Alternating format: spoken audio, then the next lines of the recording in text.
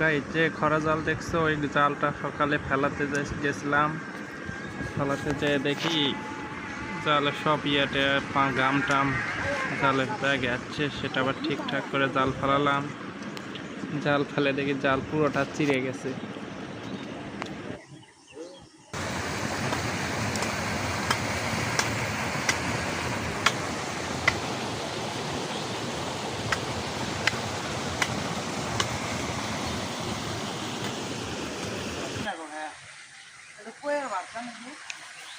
কো